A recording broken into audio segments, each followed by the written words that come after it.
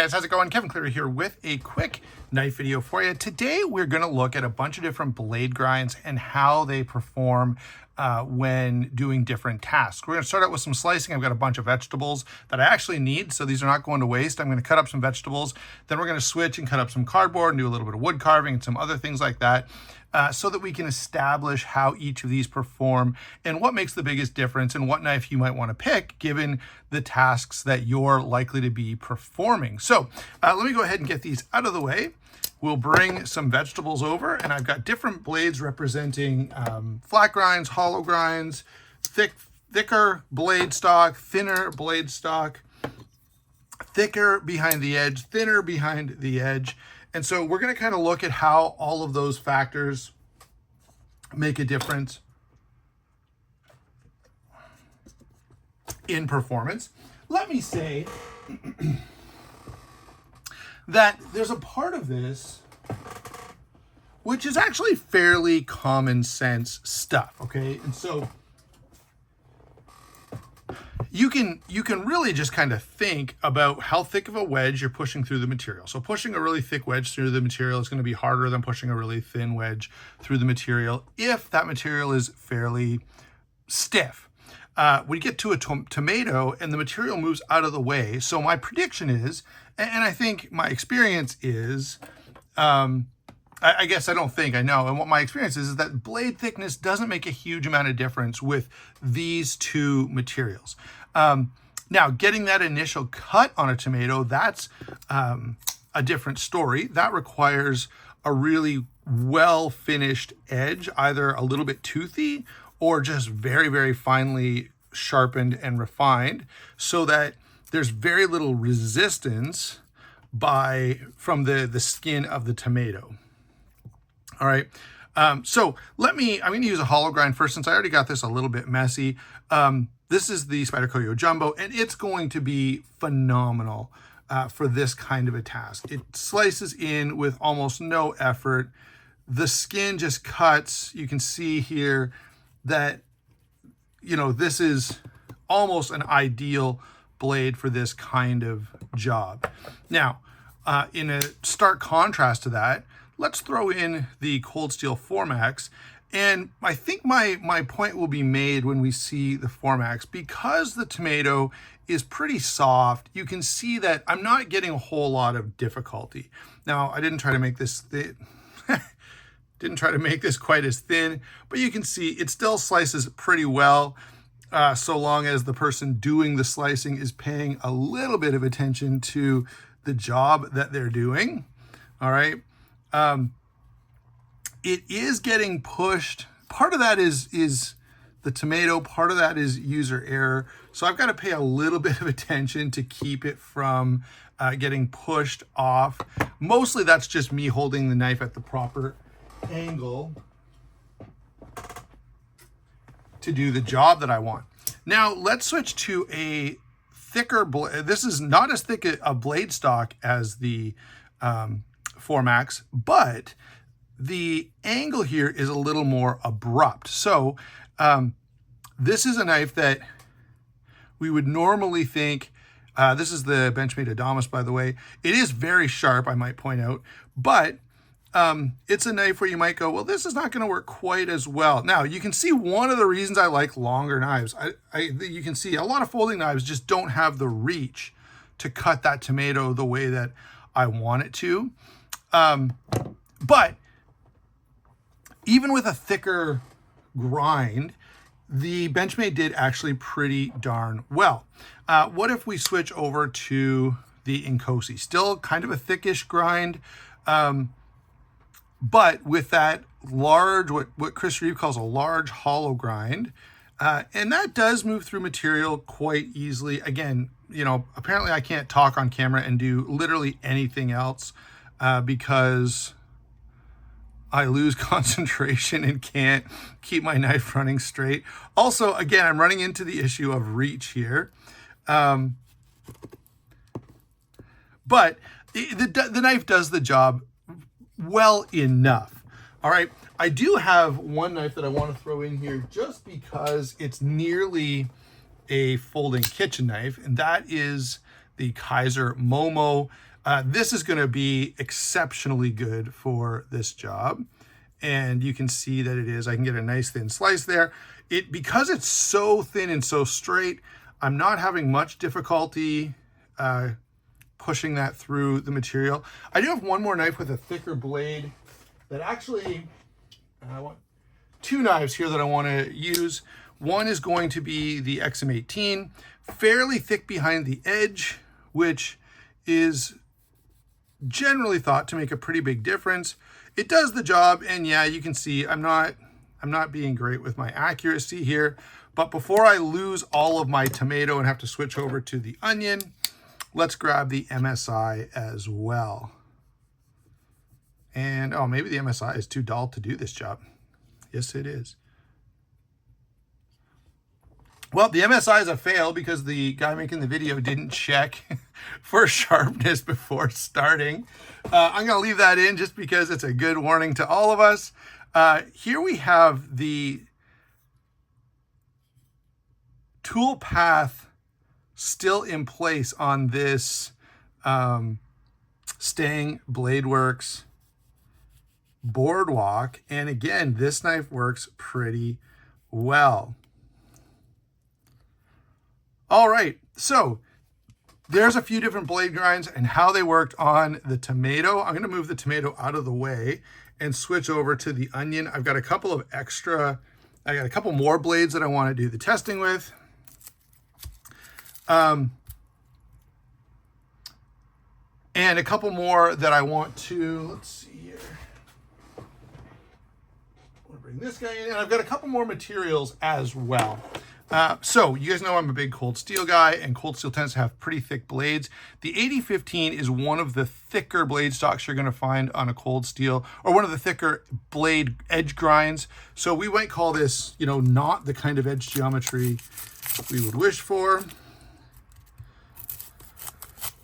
And I'm putting a little bit of pressure there, which is possibly not the most ideal situation. I would like to see that move through a little easier.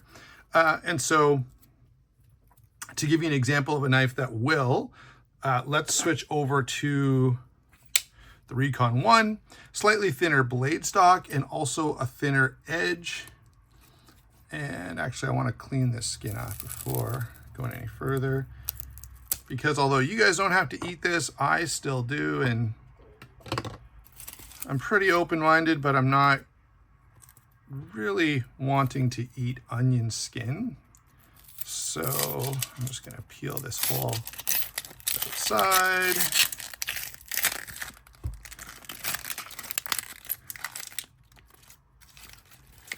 And yes, before anyone feels the need to remind me, I'm aware that there's people watching and I'm taking my jolly sweet time here. So Recon One, apparently can't cut onion at all. The harder material, you can definitely notice a difference in even these two blades. So this is thicker, and it is absolutely harder to push this through. If I switch to something like, let's go back to the Formax and give that a try. It cuts in again, but now it's even more noticeable than either of the knives I've tried. Let's go to the XM18. Again, a notoriously thick blade stock and a pretty thick edge grind. And again, I'm having problems with reach, but it does the job, but it's not ideal for it, okay? And so switching back to something like this, and then I've got one more switch back that I want to make. Now this does really nicely, but you can, and this is one of the things that I wanted to point out in this video, you can feel a suction that builds up. On a full flat grind, you get a certain amount of suction that forms between, especially a wet material like the onion and the blade. If you go to a hollow grind, that is not able to happen. And so you can definitely feel a difference between this Yojimbo and even the Kizer Momo. All right, so there's a few vegetables we've taught. You can definitely notice a difference in a thicker grind. It makes a huge difference, the density of the material you're cutting. So the onion was much more it was much more important to have a good, thin, slicey knife when cutting onion compared to cutting the tomato. I'm going to move all this stuff out of the way, and we're going to switch over to cutting cardboard and wood and maybe some plastic and see how all of that goes.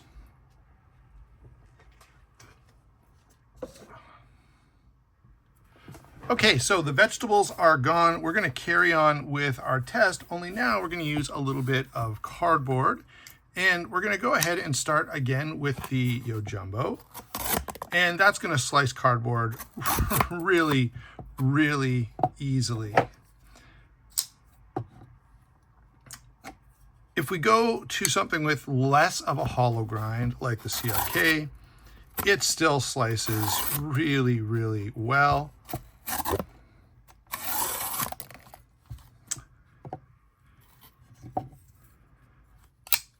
We would expect the Kaiser Momo to do a pretty nice job of this as well, and it does. Very thin, flat grind.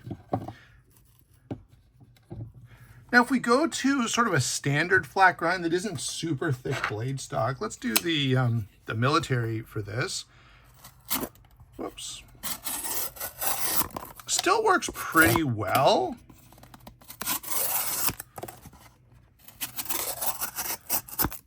And I can notice a teeny little bit more force being required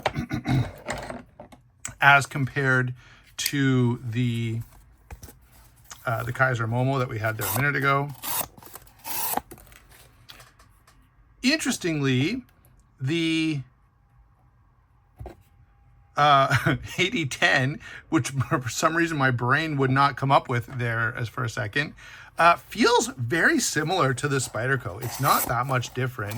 Now, part of that is there's a lot more, this handle is so big and so comfortable that I get a ton of leverage. Now, one of the thicker blades we did last time was the 8015. It's still gonna cut, and it still cuts well, but I can definitely notice that there's a little more pressure. Switch to something sort of worst case scenario. We've got the Formax.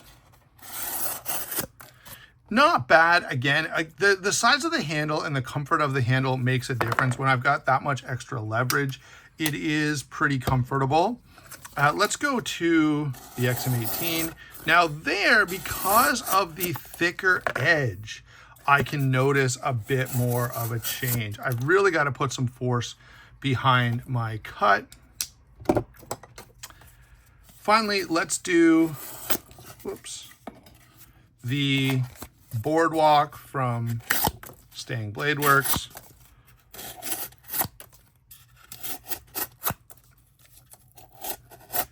And it's good. I am catching a little bit on those grind lines, and it's a fairly abrupt transition. So it's not terrible, but it's similar to some of the thicker blades that we tried earlier.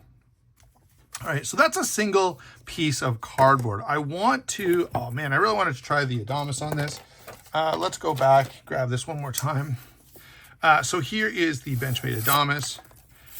And I'm now cutting in line, but I can feel a certain amount of pressure here.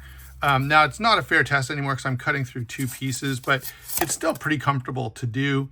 It is, again, a fairly abrupt grind, making for a very tough blade, but not one that's terribly slicey. Now, where we're going to see a bigger difference here, let me get some of these knives out of the way, clear a little bit of space, and take a drink of coffee.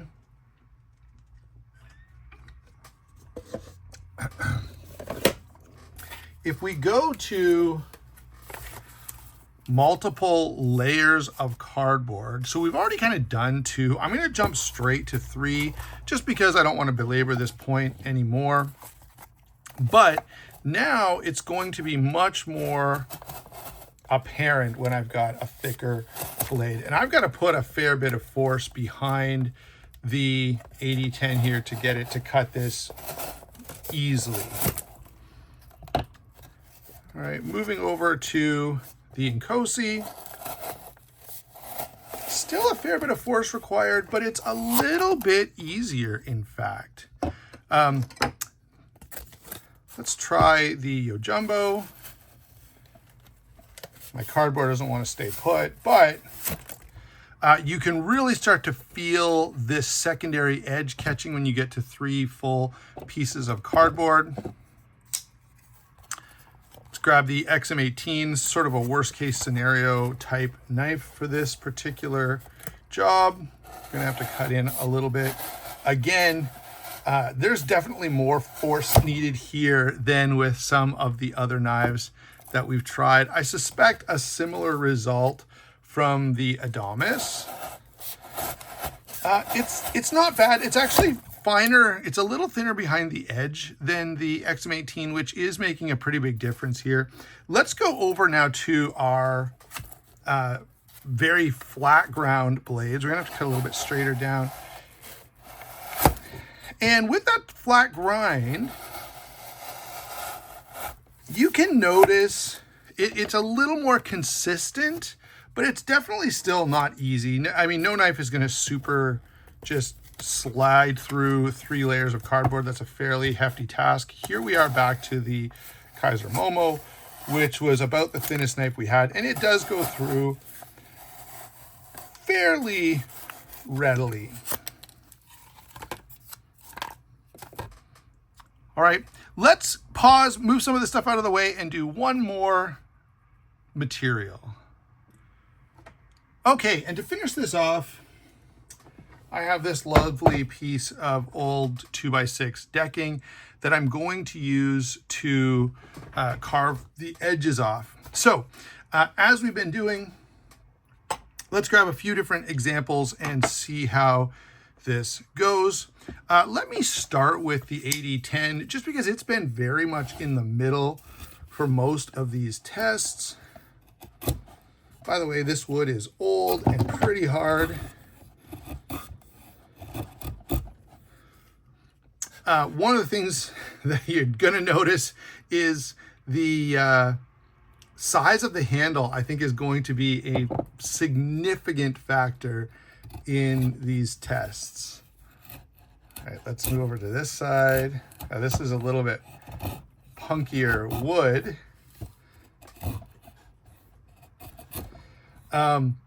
The Inkosi is doing a really, really nice job. Let me grab the XM18, see how we do with that. Let's pick a brand new corner.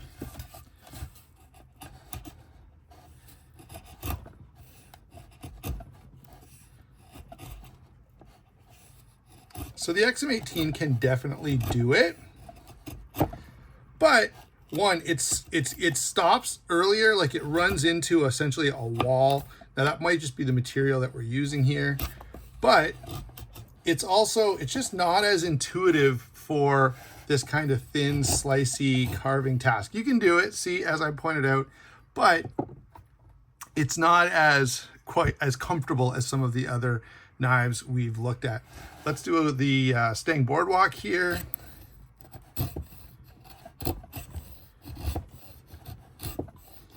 Boardwalk feels kind of in the middle.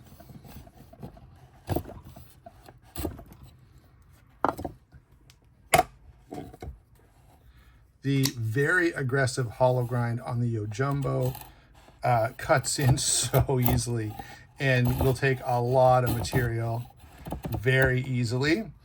So that's an immediate difference that you're noticing in the hollow grind. The Kaiser Momo, definitely very good. Not as good quite as the hollow grind, but quite good. Here's another very thick grind. This is the 8015.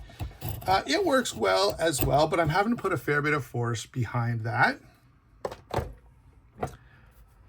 Let's go over to our Formax that we've had in a few of these. We're going to switch corners again. We'll go back to what we were up to. Whoops. Sorry guys, trying to keep this in frame, but I'm not doing a great job. Again, the Formax will do the job. It's a little bit thicker than some of the other options we've tried, but it's not bad. Okay, so let's draw some conclusions. First of all, there are some standouts here. The very aggressive hollow grind on the Yojimbo is phenomenal. The medium hollow grind on the Inkosi really is noticeable compared to a straight flat grind. The 8010 did a nice job because it's got such a long transition here. It behaves like a knife with thinner blade stock than it has. The XM18 definitely favors toughness and durability over slicing and cutting power. And we obviously saw that here. It did all the jobs, so it will do the things that we need a knife to do, but it's definitely noticeably a little bit thicker and tougher. All right, and so as I think about this in terms of an EDC knife, the knife that stands out to me out of all of these, or I guess the two knives that stand out to me out of all of these as being most balanced, are going to be the Inkosi and the 8010. The toughest are going to be the XM18 and the 8015. They will do the job, but they're just not meant to be the most refined cutting tool. They're meant to be a little heavier duty. The 4MAX came in closely behind those. All right. And then when you get a big thin blade like this, yes, it's going to do a lot of things really well, but you're sacrificing quite a bit of toughness. And even with the wood, you know, I started to kind of feel like, I might be pushing this a little too far. Now, I definitely wasn't. There's definitely no issue carving wood with this knife. But the feel of a handle and the feel of that robust blade stock definitely gives you more confidence with a harder job. So there you go, guys. That's how all of these performed. For me, my preference was definitely the more balanced blades in the middle, while sacrificing just a little bit of cutting power. It wasn't that noticeable. Something like this is a great balance, a very, very fine tip. This cuts like crazy in all of those situations. It did really, really well. All of the knives struggled a little with 3 layers of cardboard, and that's to be expected. Thanks a lot for watching. Don't forget to like and subscribe. We will talk to you soon.